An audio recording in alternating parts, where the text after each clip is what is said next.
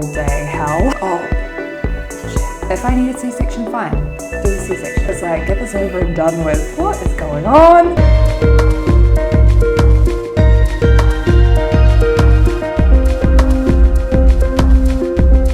What were your thoughts about pregnancy and birth when you started, planning?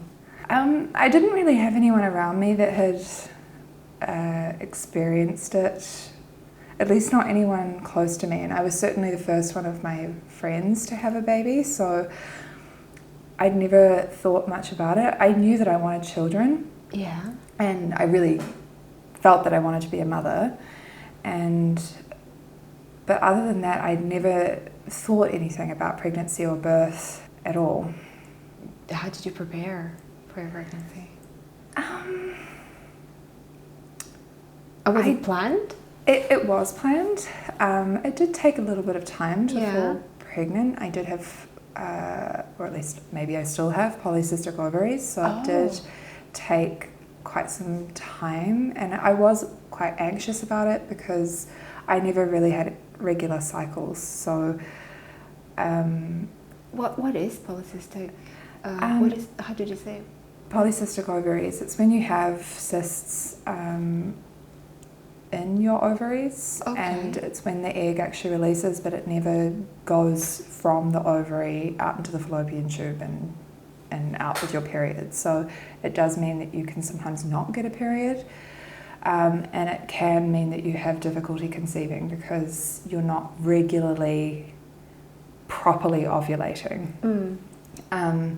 So it did take a little bit of time, but I mean, definitely not in comparison to, people who have to go through like IVF and that sort of thing. Yeah. Like, I didn't need any intervention in the end, but it did take a little bit longer.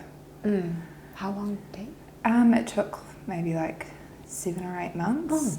Yeah. Okay. Do you do anything to, to make sure that you're going to conceive? Is there anything that you can do, or did you just No, I mean, I was pretty healthy at the time anyway. I've always exercised quite a bit. I was eating relatively healthy, so I didn't really do anything in particular to make myself, primed for conception. Okay. Yeah. Okay. And how did you find out that you were pregnant? My period was a bit late, but that wasn't unusual because, like I said, I had a regular period, so that could be quite common. I did just feel a bit weird. Not like usual. Not like usual, yeah.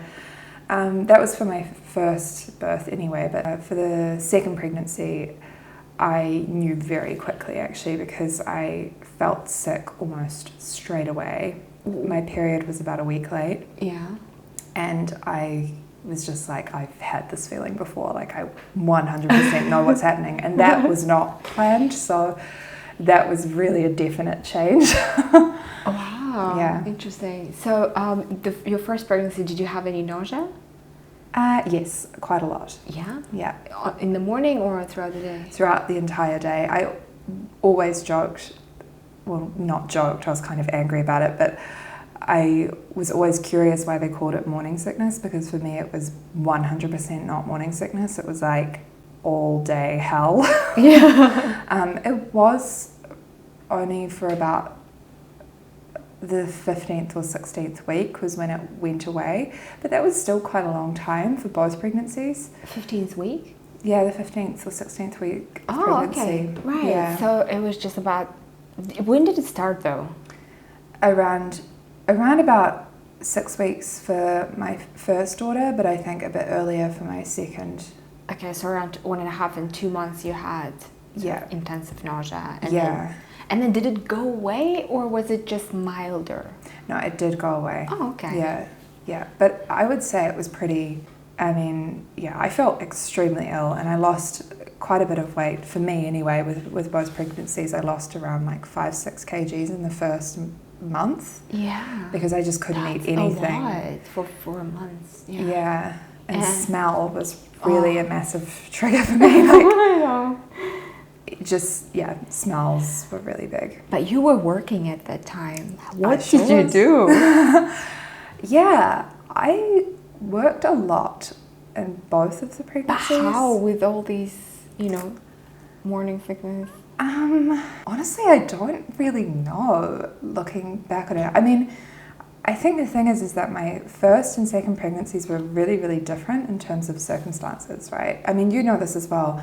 When you've had your first pregnancy, or when you're in your first pregnancy, it's really different because you're just on your own with your partner, right? Like you can really concentrate on your pregnancy, even if you are working. Yeah. And you can nap kind of when you need to when you come home from work, and you can take it a bit easier, you know? Whereas when you have your second pregnancy, you've suddenly got another child that you're looking after at the same time. So for me, with the second, the morning sickness,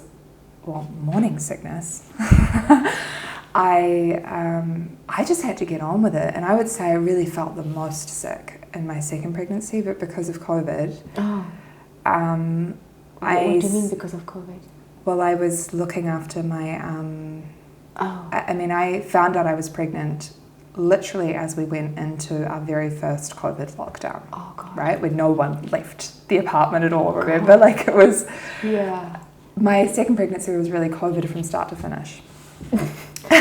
Literally, she's like, the definition... daycares were closed, right? Everything was closed, yeah. Nightmare. And I was working 40 hours a week in a busy job. I love it, but a busy job where I was having to have calls with people in the evening in New York because I was working across different time zones.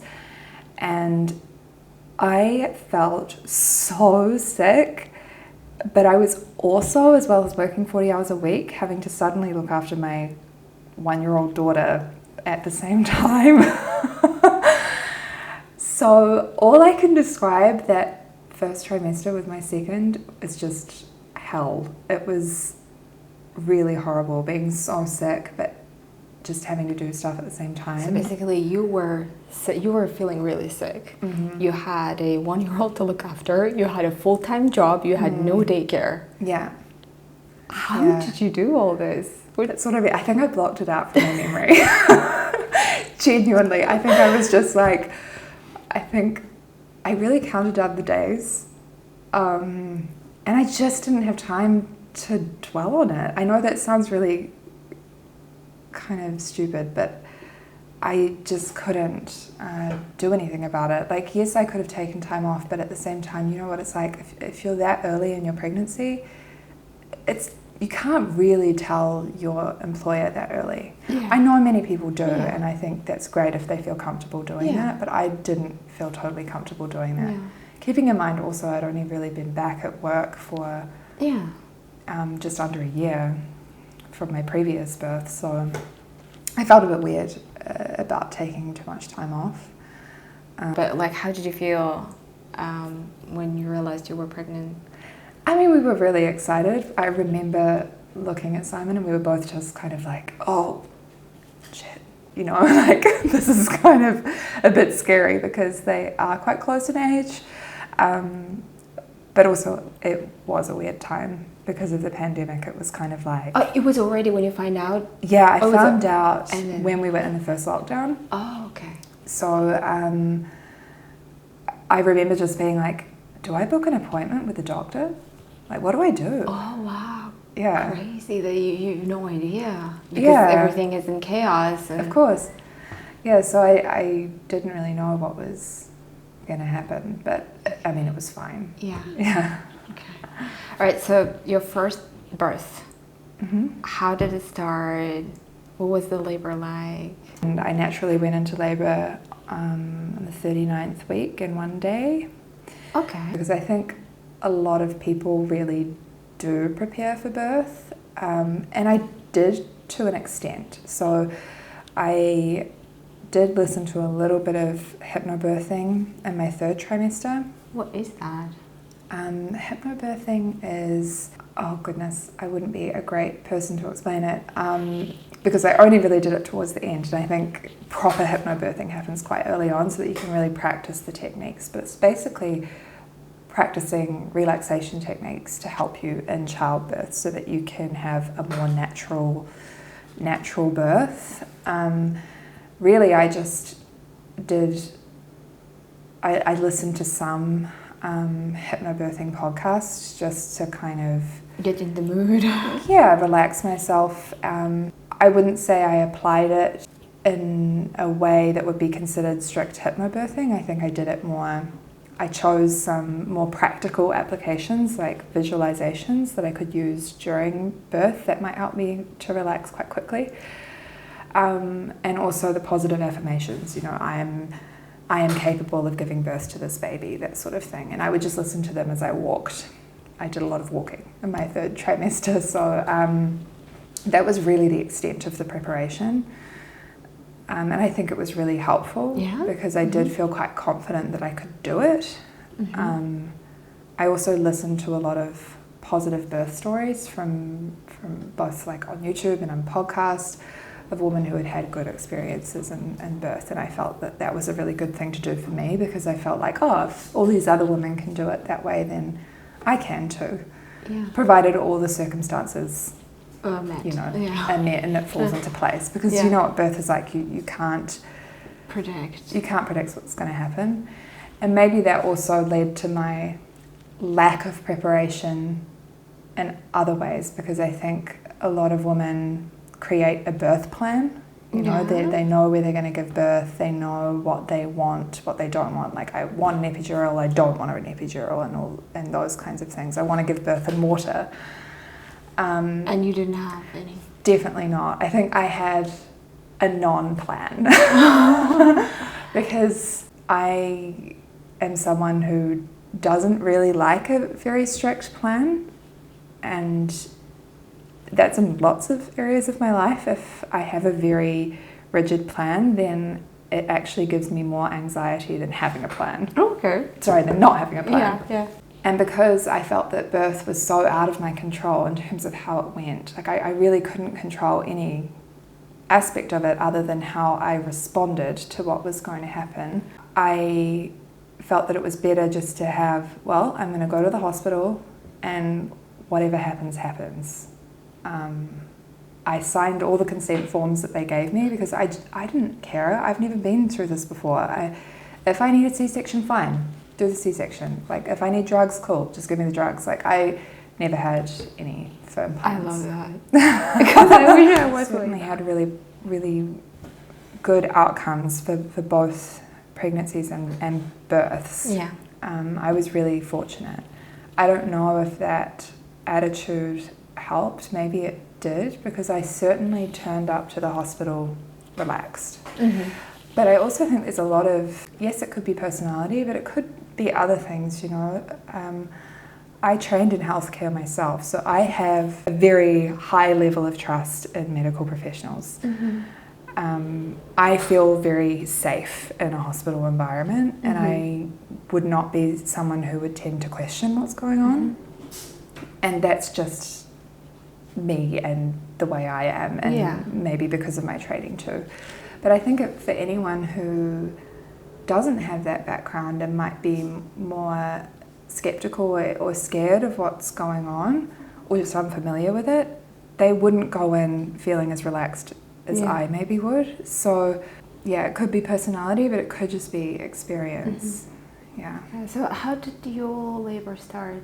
For both, the contractions started very slowly, just like period pain, in the middle of the night, kind of a classic labor story. Believe it or not, my first labor was actually much shorter than my second. So my first... Your first labor? Yeah, which I was not expecting. I was a bit disappointed. So my first one was 15 hours from start to finish. 15 hours? Yep. Wow. It started with light period pain. Of course I didn't sleep, because who can sleep through that? And then it just, it was very straightforward. It gradually got stronger and the intervals became closer together. And did your water break at some point during that period? For both births, my water broke literally right at the very, very end. The doctor broke it, or? No, it broke naturally, but it was really like water broke, then baby out. Interesting. Yeah. Wow. Yeah, much faster in the second time, but yeah, it happened that way first. So you went to hospital when? What time? Very late, actually. For my first, I stayed at home. The contractions started at midnight, and I stayed at home until 11 o'clock in the morning. And what was the interval at that time? Oh God, I can't even remember. You'd have to ask my husband. I think he was the one recording it. I think it would have been like 3 or 4 minutes apart, something like that. Wow. But I really felt quite okay. Confident, yeah. Yeah. And then I gave birth to her at 1 p.m. So, I mean, I was only actually... 2 hours at the hospital. Yeah. Amazing. But when you were at home, how strong were the contractions? Were you able to breathe through them, or were you like moaning? Like, how strong were they that you were able to stay at home? I mean, you need to have like a special mindset to kind of be calm, right? Or your contractions were not that... I didn't find them too bad. I found them intense, certainly. But at home, it was okay. I think once I got to the hospital and they started encouraging me to go into positions where it would sort of encourage the progression a little bit more, like lying on your side. Okay. Then things started to speed up a little bit more. And you know, when you move into active labor, those contractions are very different to the lead up to birth, you know, the first stage of labor. What did the doctors say?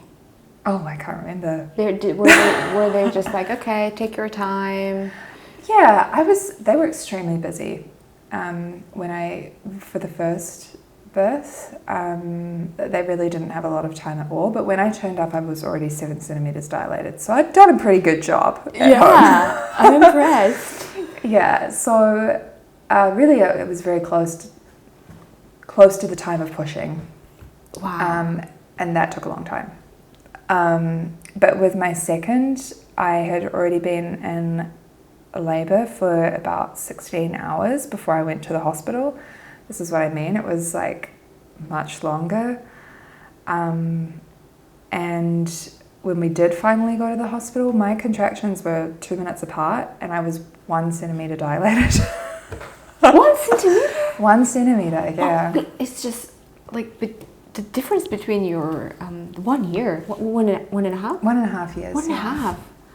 It's interesting. Right? I know, because I had believed everyone who says that your second birth is faster and... It's just going to pop right out. Yeah, I mean, to be fair, she did. The active stage of labour was really fast. I mean, it was quick.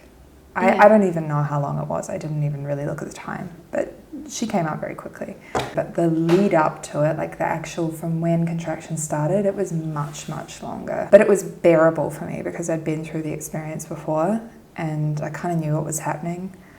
But the intervals were surprisingly close together considering I was really not that far through labour at all. The fact that I was at home walking around having contractions 2 minutes apart, but I could breathe through them. I was like, what is going on? Yeah, it was weird. So how did so this is the second time when the contractions were 2 minutes apart, but you've dilated 1 centimeter and then you got to the hospital. Mm-hmm. And then what happened? Did they say, okay, just wait? Yeah, they were really lovely actually. They just said, okay, look, it seems like you need a bit more time, but because it's your second birth, we're not happy to send you back home because if we send you back home, you're almost guaranteed you'll just have the baby there. They said once it did get started properly, they said that it would happen very quickly.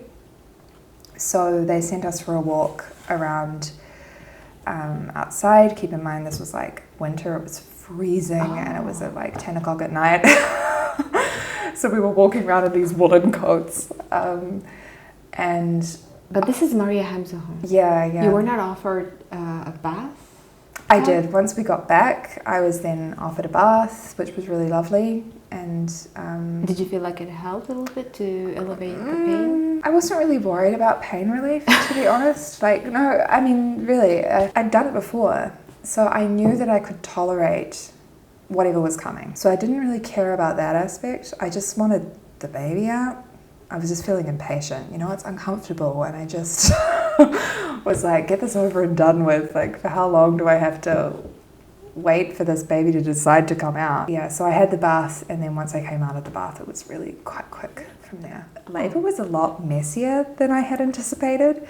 So it sounds kind of stupid, but the first thing I could really think of when she came out was like, oh my God, this is such a mess. Like, there's blood everywhere. There's like, so, you know, you're kind of like, you are like, oh my gosh, everyone leave. Like, this is really, I just need a minute to clean everything up. No, I mean, I think there's a lot of hormones going around the body as well. So I don't even really remember exactly what it felt like so much. I think it was in many ways a big relief because you've been through such a physical ordeal that to finally have the baby out and on your chest is just like, oh, we made it, thank goodness it's over. Yeah.